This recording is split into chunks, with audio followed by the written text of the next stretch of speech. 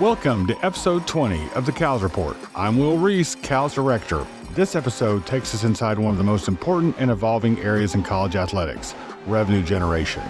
In the lobby, Quinn Kavanagh, Associate AD of Development at Tennessee, leads a thoughtful and candid conversation on what revenue development actually looks like today. He's joined by two people who've had a major impact on his career: his former boss, Denson Hollis, CEO of the Ole Miss Athletics Foundation, and his current boss, Brady Hart, Chief Revenue Officer at Tennessee. It's an honest and informative conversation, not just for those working directly in revenue generation, but for anyone in college athletics trying to better understand how it all works behind the scenes. Thanks for joining us for the Cows Report, where the conversation continues long after the event ends. Hey, Will here. Thanks for joining us. Episode 20 of the Cows Report. Hard to believe we're 20 episodes in. We so appreciate everybody that's followed us, watched, listened, commented, encouraged us.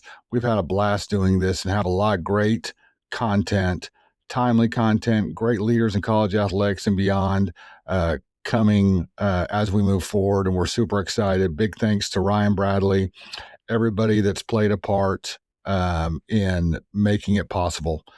Also, Cows One Day, June 4th, Atlanta, Georgia, hosted by Ryan Albert and Georgia Tech Athletics. It's our regional summer event. This is year number 5 for us. Bring your department. You can bring anywhere from 1 to 10, 11 to 20, or 20 plus members. Go to AD Symposium to register to get more information on the event. We're going to have a great lineup of speakers. Going to roll that agenda out soon. So please go ahead and check that out. We'd love for you to join us in Atlanta. Have a great group signed up at this point. So with that, we'll get to Quinn, Denson, and Brady in the lobby. Hello, everybody. Welcome to the lobby segment of the Cows Report podcast. My name's Quinn Kavanagh, Associate Athletics Director for Major Gifts here with Tennessee Athletics. Joined by two great gentlemen here today, Brady Hart with Tennessee and Denson Hollis. If you guys could both introduce yourselves and tell us a little bit about your role. I'll go first. Quinn, thanks for having us. My name is Brady Hart. I am the Chief Revenue Officer, Deputy AD and Chief Revenue Officer at the University of Tennessee. Yeah, thanks, Quinn. Denson Hollis, CEO of the Ole Miss Athletics Foundation and Chief Development Officer for Ole Miss Athletics. I can go ahead and start off a little bit with my current role. So I oversee the Ole Miss Athletics Foundation. In a couple of weeks, we'll have our 23rd and 24th employee. So I lead that unit. Our sole mission is to drive external resources to support the athletic department. OMAF is made up of Major Gifts, Annual Fund, Finance, Donor Experience Team, and Premium Services. And in addition to our mission, my job is just to drive the culture of our office to support Ole Miss Athletics the best we can. In my role, similar to Denson, I've got background in fundraising. So in my role with the Tennessee Fund, we're doing a lot of those same things, trying to generate private philanthropic resources to support our coaches and our teams, making their athletic dreams and ambitions come through at the University of Tennessee. Amazing. So everyone's path to their current positions a little bit different. Brady, can you start by telling us how you kind of got here to Tennessee in the deputy role in your current status? Yes, like I mentioned, my career and background is in the fundraising world, and was fortunate enough to get my start at Long Beach State as an intern, probably pretty typical to many in this industry and in this business. Was able to latch on to to Vic Seglis and Bill Brady out there at Long Beach State. Want to make sure I give them a shout out, but they really gave me my opportunity, a great opportunity it was to sleep on a futon and make no money, but it was great to crack into this sports business. And so I owe a lot to them, and then kind of graduated through there, did grad school at Ohio University, got over to, I left out of Ohio University and was able to attach on to what I think is the best athletic director in the country, and Denny White. And I had a entry-level fundraising role at the University of Buffalo, and went throughout many of the positions in a fundraising office, annual fund, premium seating, major giving. And so I got to do a lot, wear a lot of hats at Buffalo, moved to UCF, spent a lot more time doing premium seating, but we were in-house with all of our revenue generating operations. So was able to span across premium seating, corporate partnerships, and fundraising, dabble a little bit across all those revenue arms, revenue engines.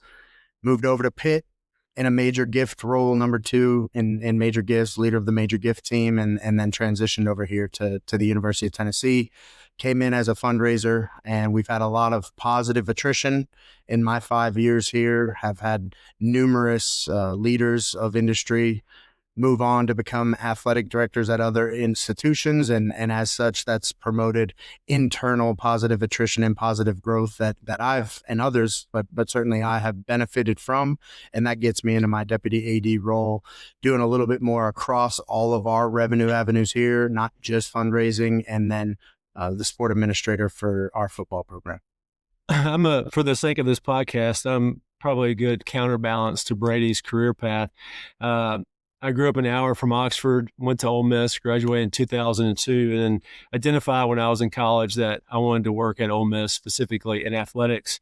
Back then, there really wasn't a pretty straightforward career path to get into athletics, so I was really kind of shooting in the dark. A guy at the Loyalty Foundation, which is what it was called back then, told me about the sports management program at Georgia Southern University. I had no concept of what that was like, but I knew I was interested in going off to grad school, since I came to Ole Miss from an hour away and was really like going to 13th grade, but which is what I wanted. I mean, I'm one of 18 people in my family to go to Ole Miss, so it was the only place I wanted to go. The whole time I was in grad school, I was applying for jobs all over the country. In addition to Ole Miss, I dealt with pretty much 8 years of rejection. I didn't get a job anywhere in fundraising or college athletics. So I moved to Nashville and worked for 3 years in sales and 3 different jobs, the whole time trying to come back to Ole Miss. Finally, in 2009, I was hired to come back and raise scholarships on the campus side. I thought I would do that for a couple years and then move over to athletics. I ended up being there for 11 years, eventually working my way up through multiple schools and then establishing and leading the principal gifts program. I enjoyed that side of it, but athletics was always my goal. And then in 2020, I was approached to lead the major gifts team at OMAF. Still wasn't quite apples to apples move salary wise. So I was very fortunate. The vice chancellor for development here bridge the gap between my current salary and what my new salary at athletics would be. And in return, I would still manage the top 12 relationships on the academic side. That got me over to athletics. I took that very seriously and raised a lot of money from those 12 people.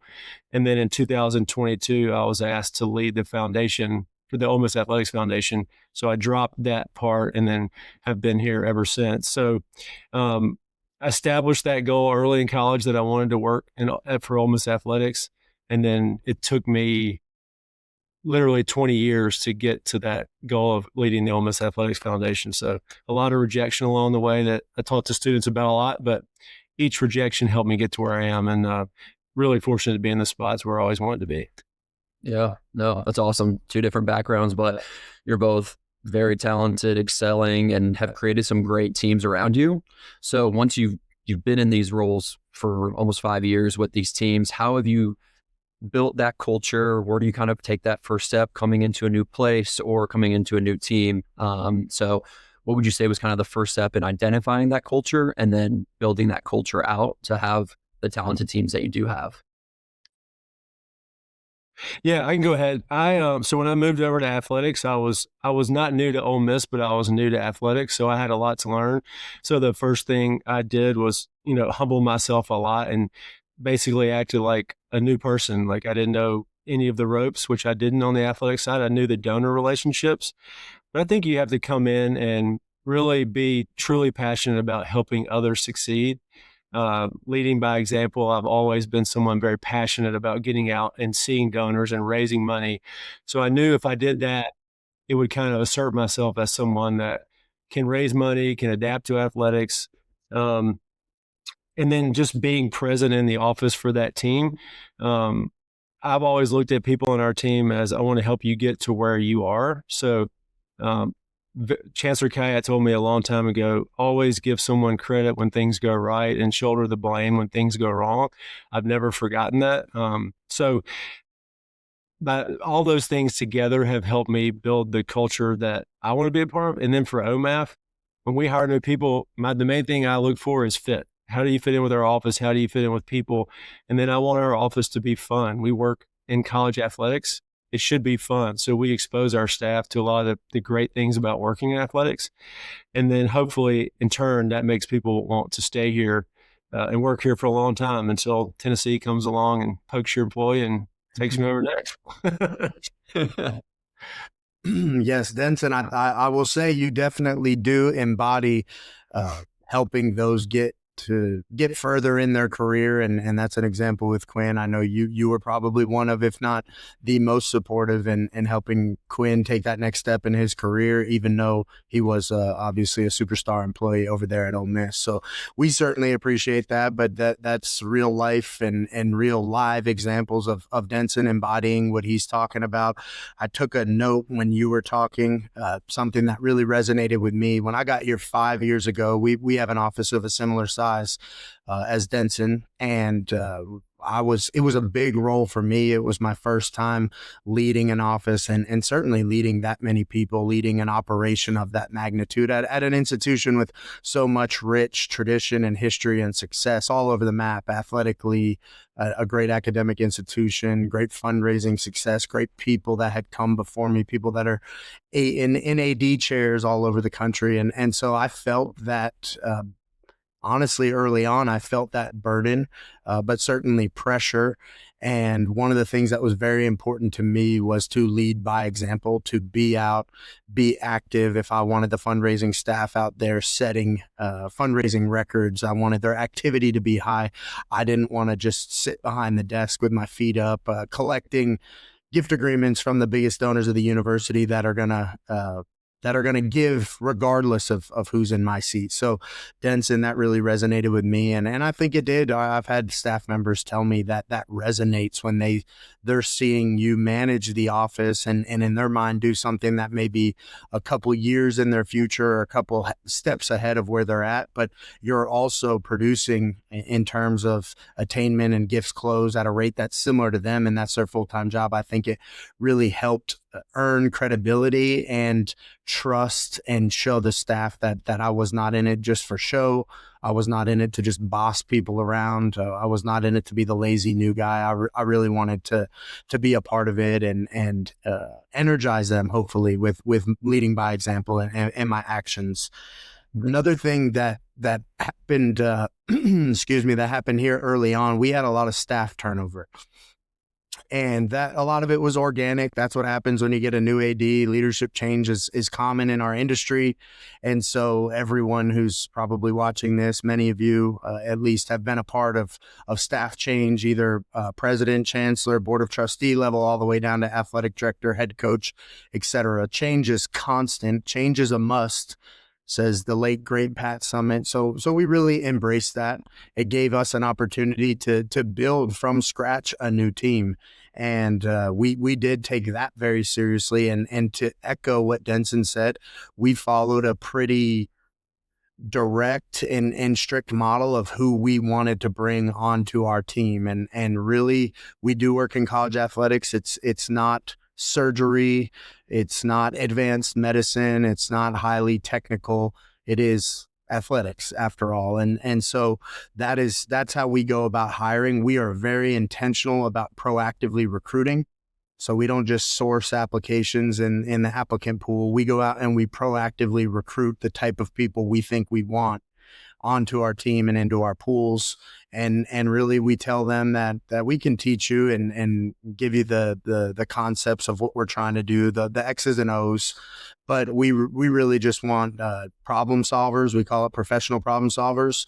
We want people that add value, and we want good people that treat their teammates well, thrive in a team environment. And that's really the fundamentals of what we look for. But we're very intentional throughout the interview process in trying to source commentary from candidates, and do they really embody that? Do they believe in that? And if and when they do, that's when they advance in our process. But being so intentional and being so thorough, even though we do work in a somewhat simplistic world, has really benefited us because we've been able to bring in people that are really good fits for our organization. They embody the fundamental principles of what we're about, and they're able to hit the ground running and thrive right away because they're very like-minded individuals. Yeah, nice. Brady, so going off of that, you were talking about leading by example and, leading from the front. Can you talk about then conversely how to empower your team to take ownership and invest in success, whether they're the full-time intern, the director of major gifts, don't have oversight, or, someone like me overseeing major gifts, or someone in leadership position? Yes, I think one thing that we are big on, and my boss at Pitt, Chris McFarland, said this, and it has stuck with me. Lead from your seat or lead from where you're at. That is the expectation on our team. So everybody has the opportunity to be a professional problem solver and be a leader and to add value. There's no excuse not to. And so it doesn't matter what role you have. Everyone has day-to-day responsibilities. Everyone has successes, triumphs, challenges within their day-to-day role. But our expectation is that you communicate directly with your superiors and with your peers to help solve problems and offer solutions. And those solutions may not always get picked up by leadership. And sometimes that's discouraging. But the person who stops striving to offer those solutions and stops offering that positive add value mentality, that's when it starts to become a negative force on the office. And so we really try to empower individuals to understand that we want to seek their input. We want them to lead from where they're at, and everyone has those 2, 3, 4, 5 items that they deal with in their day-to-day that can help make our office great. And so we really preach that in all of our staff meetings and in all of our one-on-one meetings.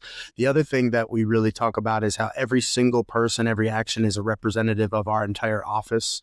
And that leads up through our AD and our chancellor and our president up to the board of trustees, because to us, it's one simple phone call with a season ticket holder or a donor.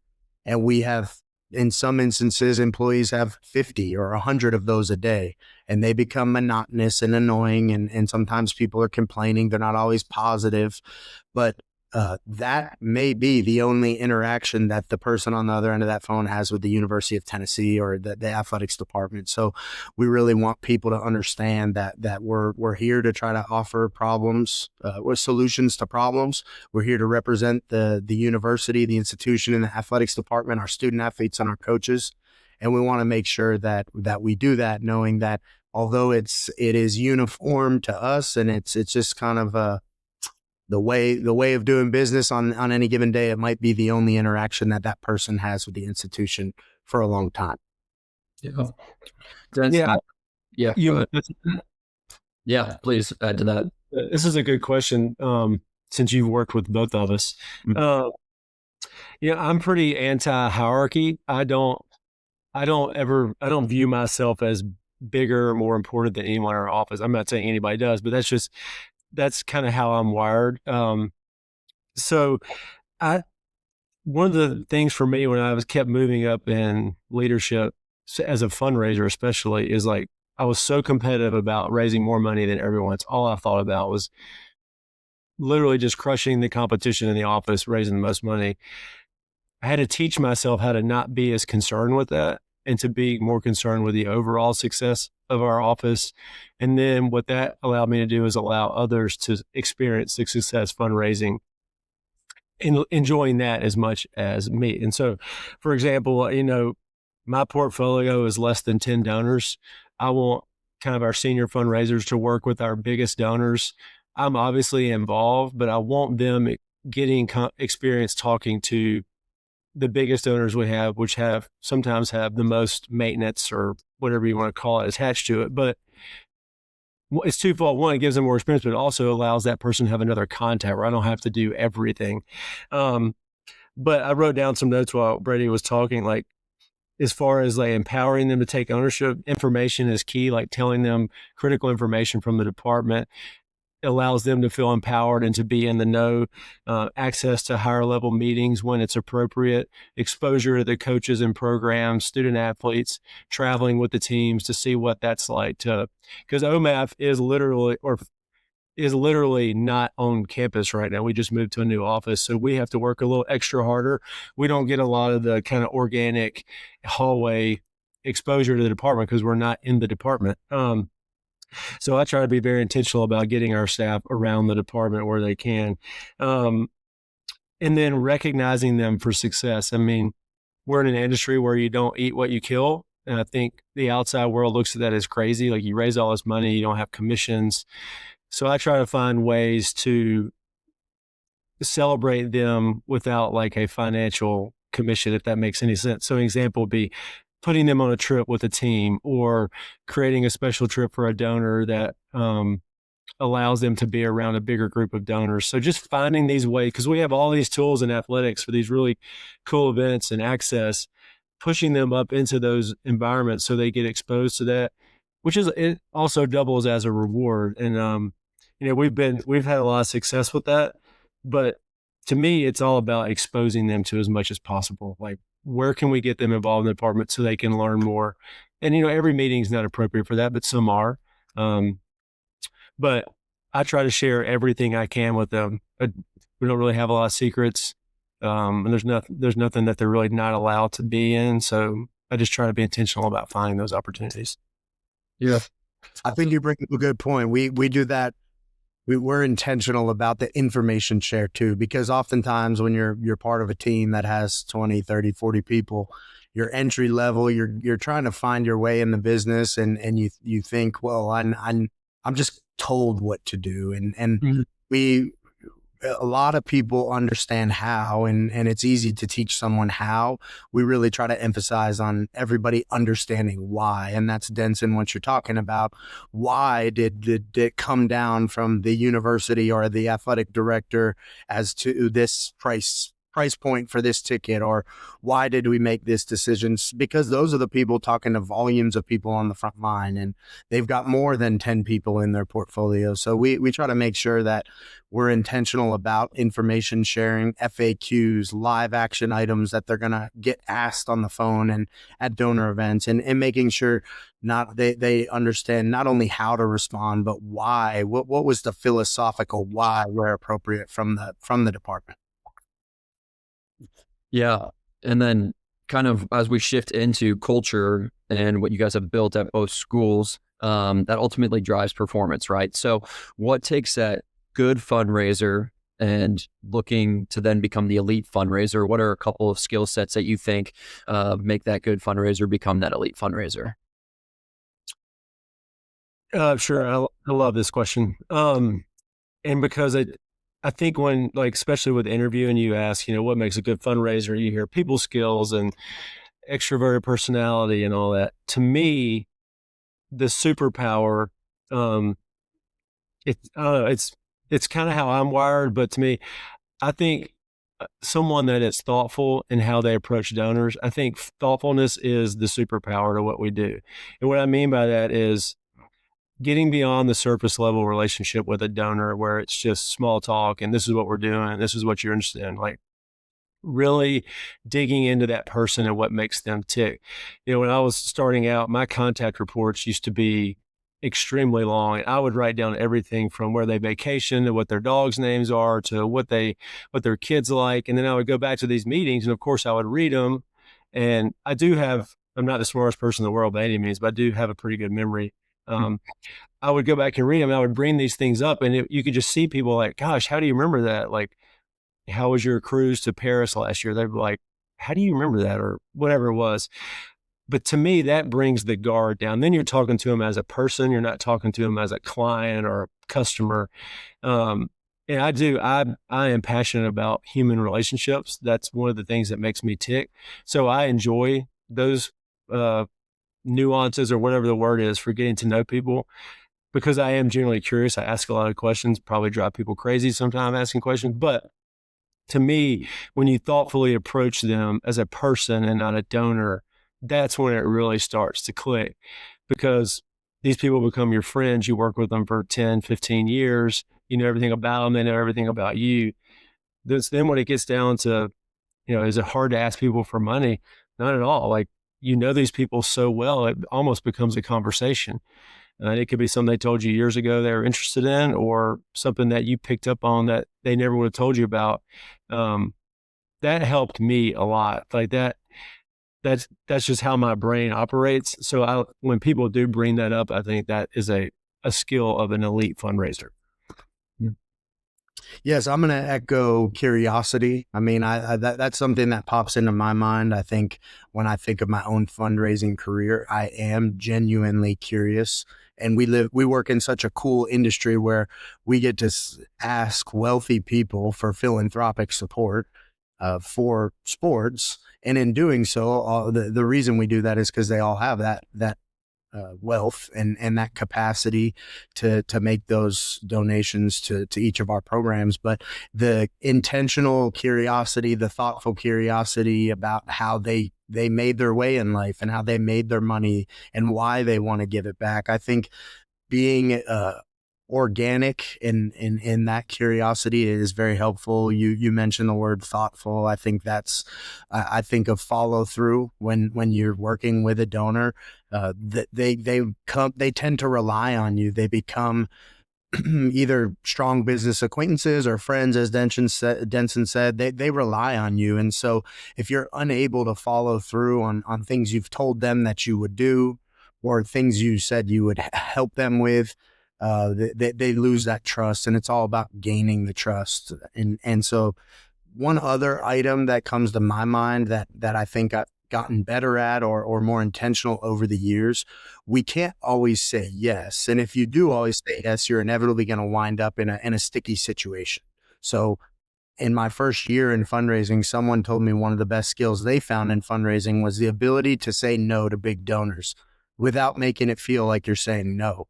So I always think of it as nuancing your way to a yes. You might not be able to say specifically yes to the question that they asked, but how do you distill it down in some way, shape, or form to a win, where they may have asked for a specific parking lot and their donor rank doesn't get them into that parking lot, but you know another donor that has multiple passes and they actually prefer to tailgate in that lot, so you make a creative swap in some way, shape, or form. That's a little bit more in the weeds and in the details, but it's just things like that where you to Denson's point, the donor so well, you're thoughtful and you're intentional and you're trying to solve problems for them. You're trying to get to yes. And I think as you do that, you generate more trust. And then the more trust you have, and they love this place and they have the capacity, they want to give money. So asking for money becomes almost the least difficult part of the equation. Yeah. Is there, Brady, going off of that, is there like a different approach that you've taken or mindset when actually asking for the money and going in for the ask? Or is it kind of just you think it will then, after you go through the trust process, asking the right questions, it kind of just like naturally flows? Or like, what approach do you go for then when you're actually asking for the money? Is there something different that you thought has made you elite over time?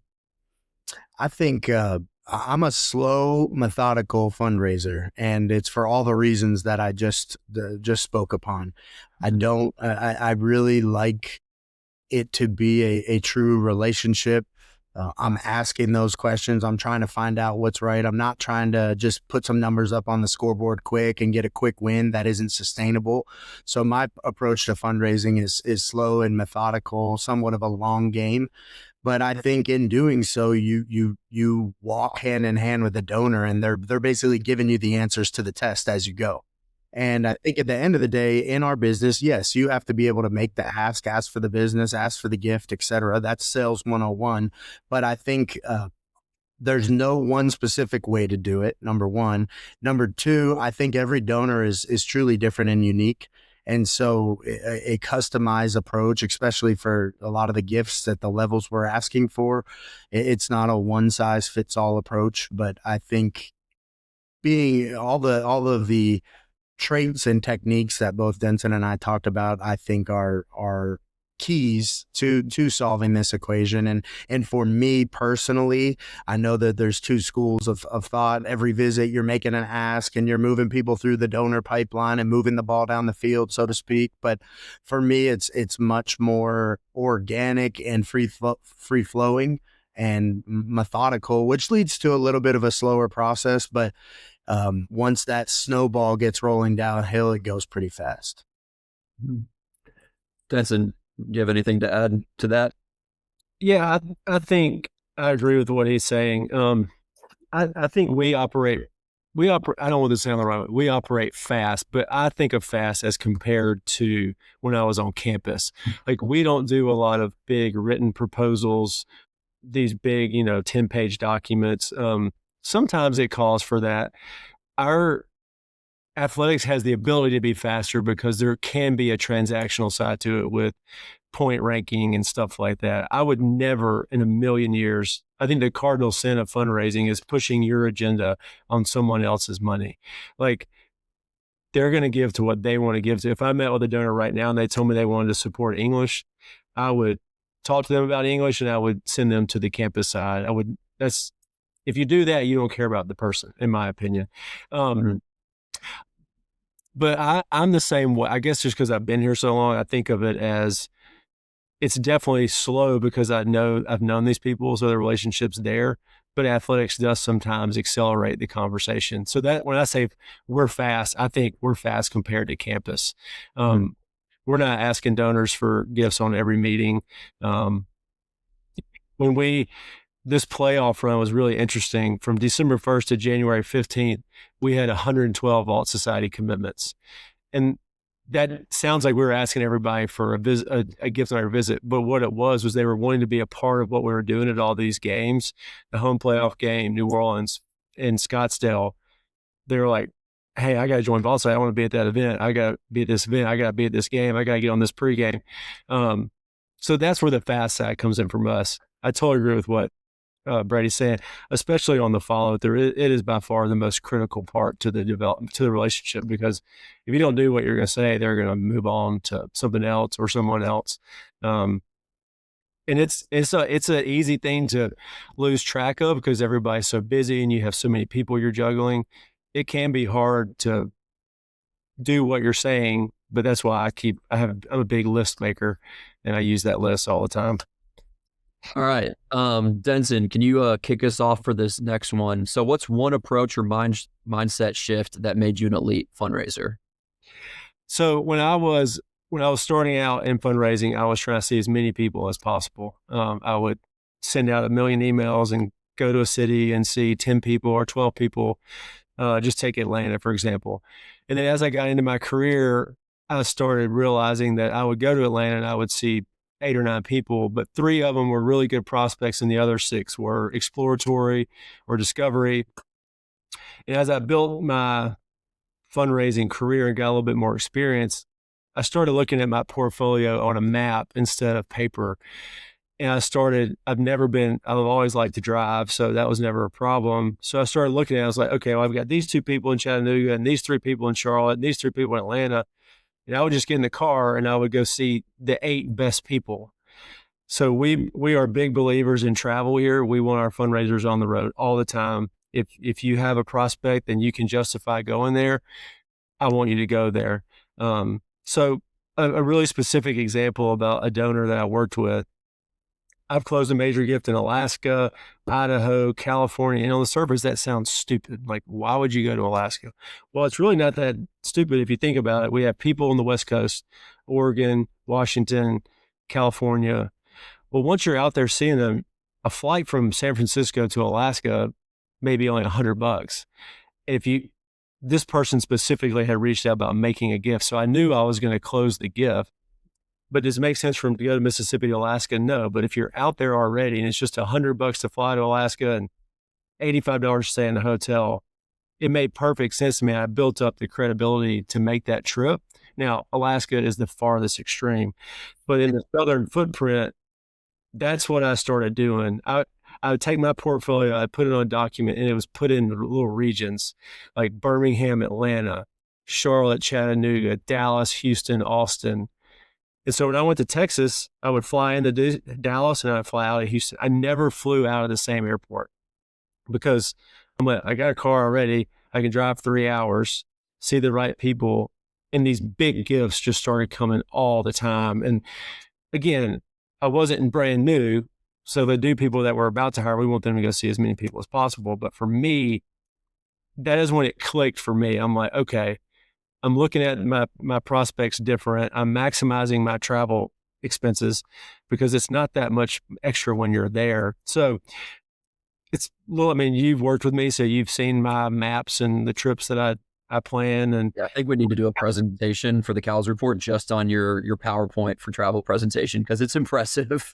But it's just became my system, and everybody's system is different. But to me, it was all about making the best use of my time when I was gone. So I would never discredit seeing exploratory people because those are the future of your donor base. But for me, after 3 or 4 years, I always had a justification for where I was going. Well, why are you going to Phoenix and Boise, Idaho? Well, I have 6 prospects in Phoenix. So there's one person in Boise that's just sending us money for no reason. They're just $1,000, $2,000, and I could watch it go up. Well, I could fly from Phoenix to Boise for $110, spend the night. Well, that one visit turned into a $50,000 gift. Well, now there's a new major donor in Boise. But I didn't go to Boise all the time. But for us, it was all about the Memphis airport and where it had direct flights. And we had Texas and Phoenix and DC. Anyway, travel planning is like my hobby. I like it. It's fun. But it was the one thing that transformed my results. Like I found donors all over the country. We have vault members in 38 states and Puerto Rico. I haven't had a trip to Puerto Rico yet, but anyway, it's the thing that gets me the most excited because for us, the last thing I'll say, Tennessee is 3 times bigger than Ole Miss. We have, I think, about 140,000 alumni. I'm pretty sure Tennessee has about 600,000. Is that right? In the system, yes. So we have to punch way above our weight because we don't have the number of people. Think about that's 450,000 more people to call on. We have to go find these new people because forever Ole Miss operated in like the regional footprint and now it's more of a national brand. But for us, we have big donors in Billings, Montana, Boise, Idaho, Phoenix, San Francisco, Annapolis, Maryland. I mean, we're talking 7-figure donors that without that, we would have never found them. They were just kind of there and they're into it, but not super engaged. But anyway, as you can tell, it's my passion point. So I'll be quiet. Yeah. I got a couple bullets I'm going to send you for lining me up a nice vacation travel plan for this summer. Oh, I do it. I do it a lot. Look at the road trippers. It's my passion. Sorry, I rambled, but no, it is a very unique approach. So no, thank you for sharing that. So shifting gears and talk about driving revenue and everybody's favorite topic with revenue sharing and NIL. How has the fundraising conversation changed with NIL, rev share, all of those conversations? Brady, what have you seen over the last few years? It continues to just escalate.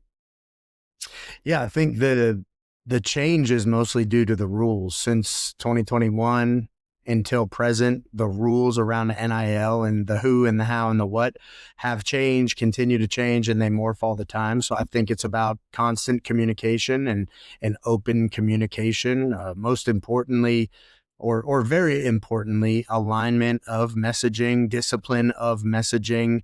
And, you want to make sure we're talking about donors and fundraising shops here. So we're in some sense, we're talking to fundraisers, young fundraisers. The concept of donor fatigue has been thrown around a lot. So you just want to be very intentional and concise and buttoned up in your messaging. The donors always want to know, how are you being, what kind of steward of my resources are you being? And so I think that's been some of the more important elements from us, streamlining communication with those that support, letting them know how we're interacting in the space, how we're being progressive and aggressive in the space, but disciplined with the use of their money. And we're not just going to we're not going to throw money around haphazardly and have to come back to them and say, oops, sorry, we need more. So I think it's a complicated space, mostly because the rules of engagement change daily. But I think in leaning on the relationships that we do have, it has been helpful as we pursue a solution to what's a pretty complex environment. Yeah. Denson, what are you seeing at Ole Miss? Yeah, it's interesting for us. The fundraising conversation for NIL and just say Vault Society, they're obviously very different. They fund different things. It's a different conversation. Ole Miss is a good example of this conversation, I think, because as crazy and unsustainable as it's talked about, and it's wild and crazy, it has elevated Ole Miss athletics to a level where we have always wanted to be. And now it's like we've got a seat at the big table. So it's a little, I'm not saying it's easier for us. Let me take that back. It is an easier conversation for us because it has worked. We are winning at a high level in a lot of our sports. It goes, the problem for us is it goes back to that number of alumni thing I just talked about. There are fewer people for us to ask money for, and even fewer that have the capacity to just give money without a tax deduction and things of that nature. But we haven't really seen donor fatigue. We have seen industry fatigue. Donors are they're tired of the way it is. But for us, they like winning. Does that make sense? Mm-hmm. So our donors have stepped up across the board. I mean, we have been really successful in this time frame. But it does feel like to me, it just feels like this year is going to be interesting. Like it's like extra challenging, just for the industry, not for Ole Miss. So different conversation. We have people that want to support it only and not as much the Vault Society side. We have the other way around. We have a lot that do both. But we kind of tailor the conversation to those that are really into that, to giving that way, and we lean on them hard. But it is a different conversation. I would say one is philanthropic and one almost feels transactional. I don't know if Brady agrees with that, but it's different for sure. So switching gears, you both are sport administrators. So talking about sport oversight, Brady, you oversee football for sport administration duties, and then Denson, you oversee men's basketball for Ole Miss. So how do you both balance sport supervision with your revenue and fundraising responsibilities? Good question. I think I've wanted the sport administrator title for some time. I mostly just thought it was a in vogue and cool thing to have. And once you jump into it, you realize just how much time it does take up. And in roles like Denson and I have, where you're external facing, and so much of your time is spent trying to generate revenue, generate resources, build donor relationships, be out in the community, you start to think, oh boy, how does anybody who has similar responsibilities to this also manage a sport program, and specifically some of the higher profile sport programs within our conference? So I think Denson probably has some of the same thoughts, but it's you start to think through a football team roster, comings and goings, whether it's high school, new high school players, new transfer portal players, just departed players. You start to think about staff and personnel on coaching and support staff side. That's all kinds of personnel, player personnel, and FTE, full-time staff, per team personnel. There's a lot to deal with that. The football season, practices and traveling with the team. So it became very quickly, I committed a lot of respect to those that have been doing this a long time. As I mentioned, I'm new and that also operate in this space. So it just goes back to the classic concept of time management, understanding what's important and when it's important. And so just have to look at the calendar and reorganize time in such a way that when it's football season, it's important. Actually, Eric Wood over at Ole Miss, when I was talking to him about getting into sport administration, looking for some pointers, trying to pick up any tricks of the trade, he said it should be a little bit easy for you because you need to treat your head football coach like your biggest donor. And so that was something that resonated with me. So trying to pick up phone calls on the first ring, trying to be present, trying to problem solve, all the things we've talked about on this podcast for that you do for your biggest donors, that translates to the sport program and the head coach that you work with. So very good question. I had no idea the time commitment, the nuances, all the different tentacles that go into a sport program and sport management, managing those relationships. It's an awesome space. It's a very fruitful and rewarding space with what we do. You get to be around the coaches and the student athletes that traditionally I've spent all my time raising dollars for. You're entrenched with the program. You're going in like you're one of the team, and you triumph in the wins, and you're down in the dumps after a loss, just like coaches and players. It's just very rewarding in that sense, and so it's just a intentionality related to time management is the biggest difference that I notice. Yeah, I echo just about everything he said. It was just immediately clear there is no balance. I mean, you just figure out how to do your job and do that job and make it work. And sometimes it's tilted really big the other way and then it tilts back. It completely opened my eyes up to a different side of the department that I wasn't used to. Like, as you know, Quinn, we were in the old basketball arena. We weren't connected to the department, and then now we're not as well. So again, it goes back to that little bit of a detachment from athletics. But when I got into this, the student athletes, the coaches, the roster, facilities, marketing, tickets, it was just like a hammer, like, wow, like this is just a whole different world. But it wasn't a negative thing at all. It was just like, I get it. Like, this is really, this is a big deal. It's very challenging. There's a lot to it. But you just learn so much so quick. Aside from the insight into the department, just watching the coaches and how they run their program, they're basically, you have to learn how you're their advocate. You're not their agent. So you have to have this balance where the answer is not always yes. You fight for the program always, but there are times where the answer may not be what the desired answer is, and you have to figure out how to relay that back and find another solution that may not be the full solution, but kind of the solution. But these coaches are always in fighting mode. They're always fighting for the program, whether it's wins, losses, players, marketing, salaries, ticket sales. I mean, I used to look at sports in seasons. The season is 365. Like, it never stops. Like right now for basketball, this is busier than the season. I mean, in the current world, it feels like we were way busier than we were during the season. But I've also learned a lot about direct conversations. That's something that I've never been really great at. To me, Eric Wood is the absolute best that I've ever seen with having direct conversations, but not delivering it in a way that is offensive or, you know what I'm trying to say? He can just tell you the truth. He can just tell it in a way where you're like, man, you're right. Like, I get it. Like, yeah, I should have done it that way. But you feel good about it. But Coach Beard always says nothing personal.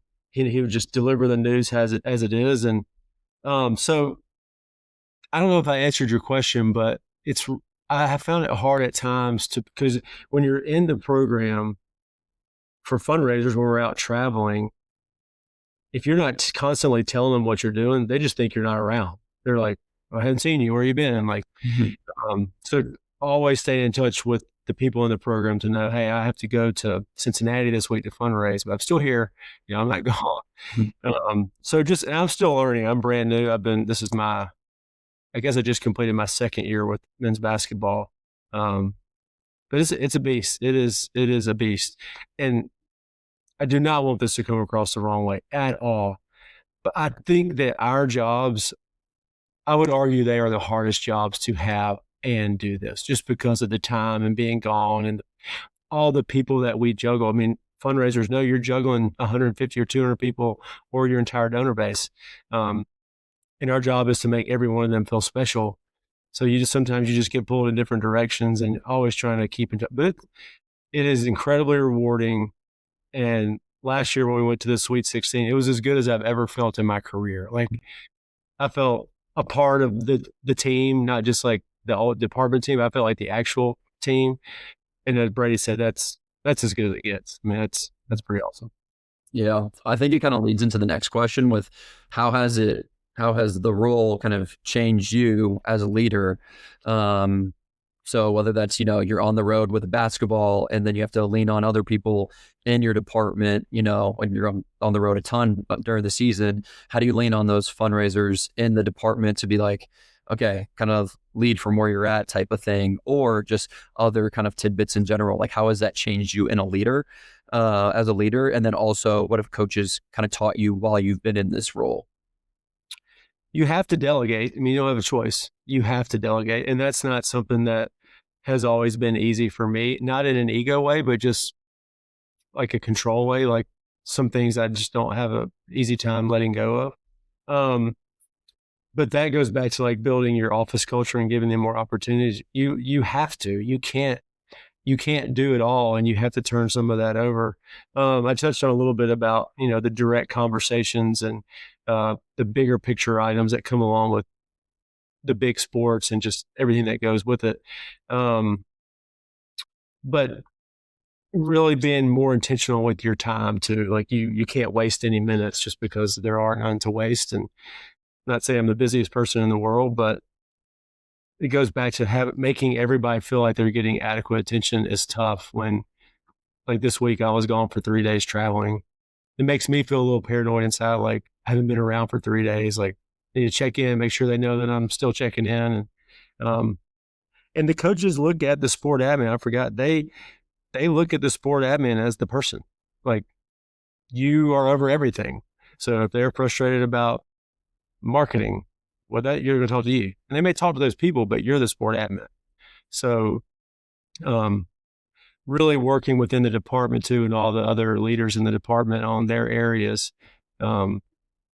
is one of the good challenges too, because it just forces you into these conversations with your peers about, hey, he's really frustrated about this. What can we do to fix this problem? Like, I'm not going to go fix that problem. I don't oversee that area, but I'm going to work with the person that does and figure out a solution there, if that makes sense. But sometimes I think the coaches may expect, well, you're the sport admin, like, why hasn't it done yet? Go do it. Like, come on, Brady, fix the tickets, fix something. I don't know.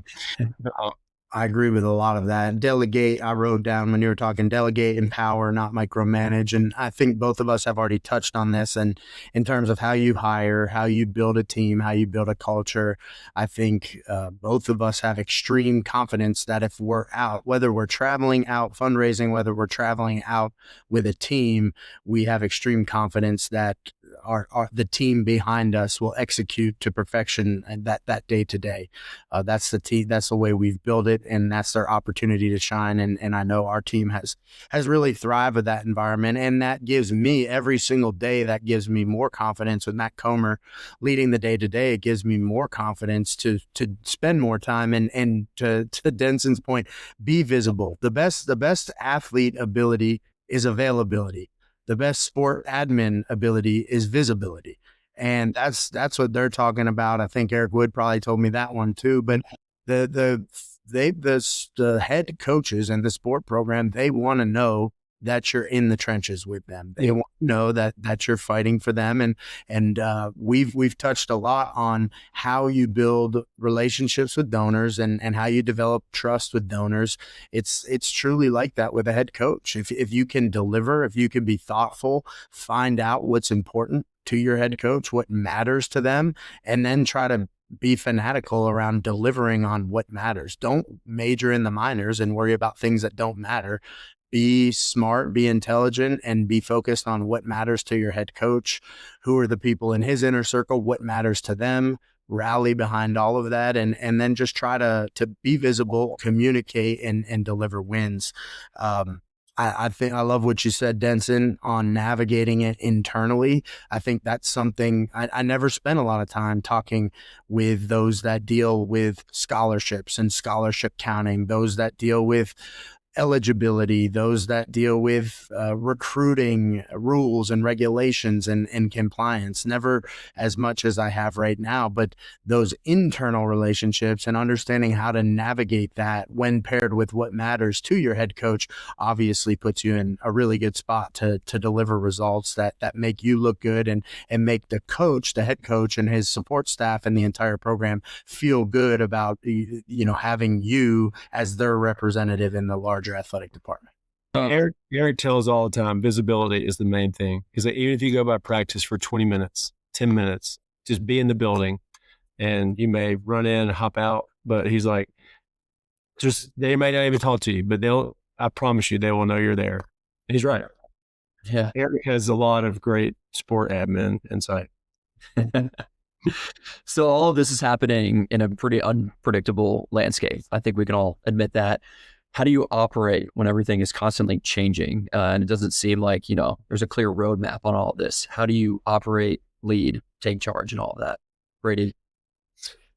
Yeah, I lean on something that our chancellor, Dondi Plowman, said probably 3 to 6 months ago in an all-staff meeting, really probably faced with that same question around uncertainty in higher ed. And she said her job as a leader is to absorb the negativity, absorb the doubt, insulate the staff from the negativity, the uncertainty, and allow to kind of define the current state of local reality. And I just thought that was pretty profound in the sense of there's a lot of noise and buzz.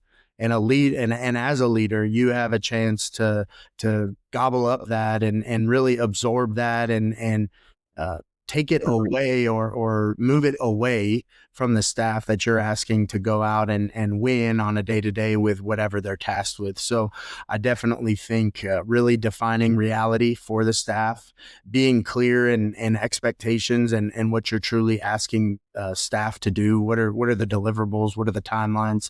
Clear expectations. But really it's your job to let them know that you're navigating those uncertainties and some of the problems and some of the harder questions, harder day-to-day tasks, and allow them to really simplify out their day-to-day and their job performance obligations. And I just thought the way that she said that in that moment, it was like, hey, don't worry about all the noise. Like you could get all caught up in this global scale noise and how that might affect you. Let me deal with that. I am dealing with that. You're good. Focus on your local day-to-day and do it to the best of your ability, and that will produce the best of outcomes. Yeah, I mean, that was exactly what I was going to say. If you dig down in the weeds too much, it can get so overwhelming that it can deter you from what you were hired to do. And at the end of the day, like, I think that we have the best jobs in the world. We get to meet great people, do a lot of really interesting, fun things.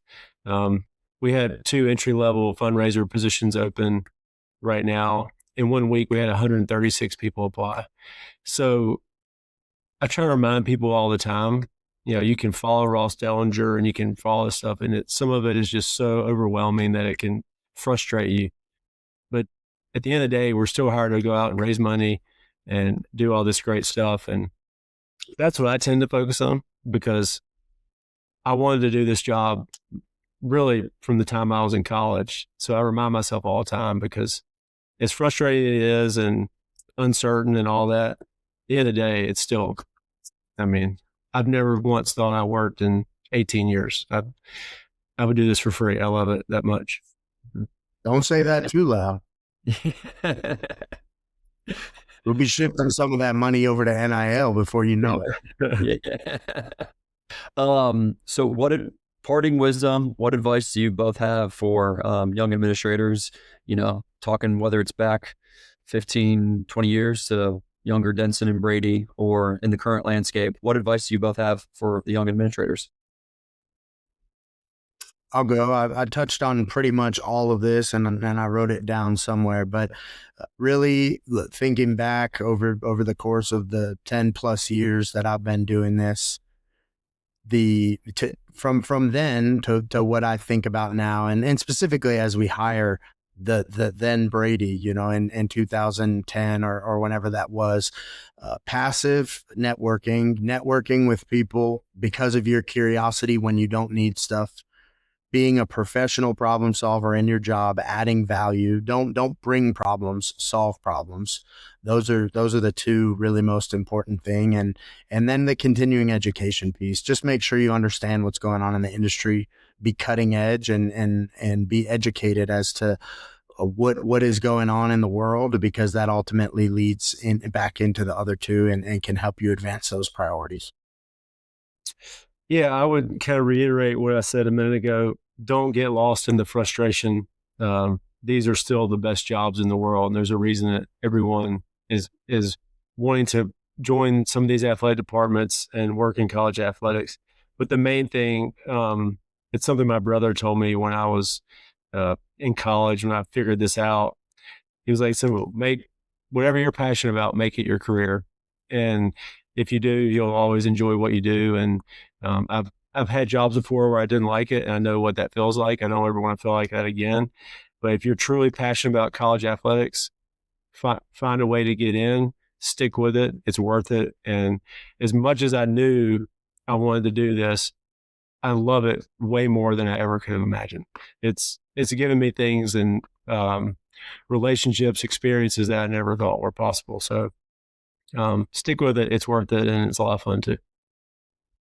Well, thank you both for your time and perspective. Really appreciate it, and I know it's more valuable than you know. So thank you. Thank you both. Thanks, Quinn. Thanks, Kels. Thank you, Quinn. Great to see you, Denson. You too, B. Thanks to Quinn, Denson, and Brady for an inside look at the realities of revenue generation in today's college athletics landscape. What stands out is how much the space continues to evolve, but at its core, it still comes back to trust, relationships, and consistency. Thanks for listening to episode 20 of the Cals Report. You can find the Cals Report on YouTube, Apple Podcasts, and Spotify. Be sure to subscribe so you never miss an episode.